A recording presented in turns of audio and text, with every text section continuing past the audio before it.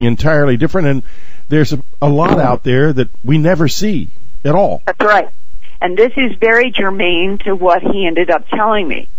Because if you've got grays, if you've got reptilians, if you have blondes or Nordics, as they are described by people in human abduction syndrome, and a whole host of others, maybe there is something very important for we humans to understand what the relationship is between those different types.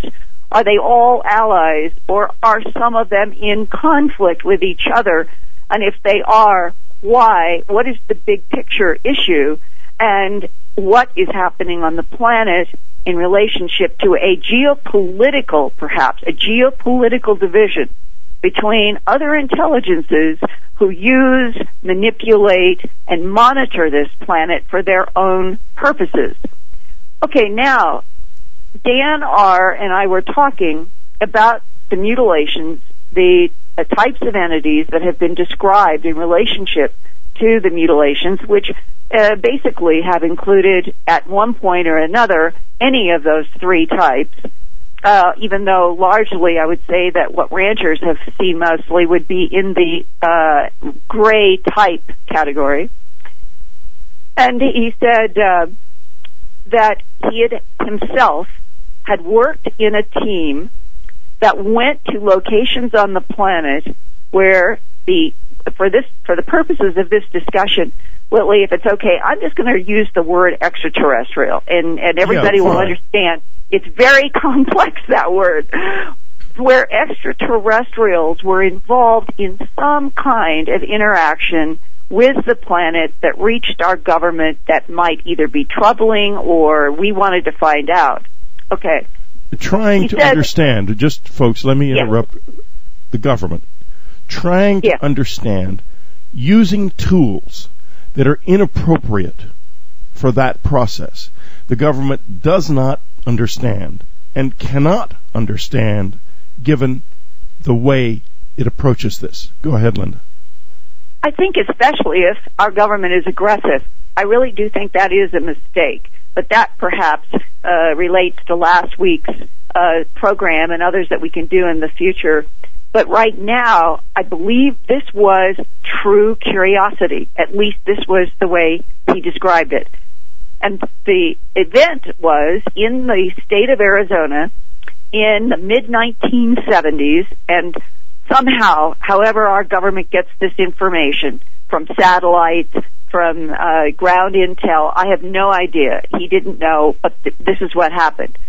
A dam in an area of a small community, this was not a large city, this was a small community that had a dam in the state. The dam was cracked or broken, or all the water was allowed to flood through this town. And he said, now when I say we on part of DNR, it's the unit, the agency that he's working for on these geopolitical matters having to do with extraterrestrials. He said, we were very confused. We did not understand because we knew, and this is important, we knew based on Hertz frequencies that we were picking up, and this would be from satellite, that this was a Swede or blonde craft that had been involved at this area. And the questions are huge about how we would track this, how we would know, and I can't answer that. He couldn't, but this was the event. And he and his team are sent from wherever they were to go to Arizona to try to deal with what was happening without anybody knowing that this flood, this break in the dam, had anything to do with extraterrestrials, and in this case, specifically the blonde Nordics. And he said, we have never been able, and I don't know if this is true, but this is what he said, we have never been able to initiate communication with the blondes. He said, we don't understand them. We don't know why they do the things they do. We know that they act always with a purpose. I remember him saying that.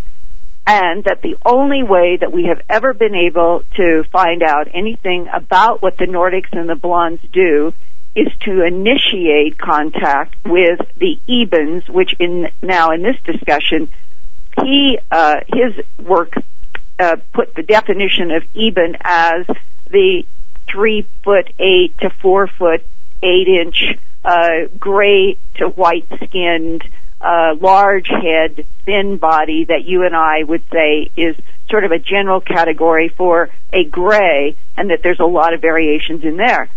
So he said that our government did have the ability to send out a signal. Reminded me of Spielberg's E.T.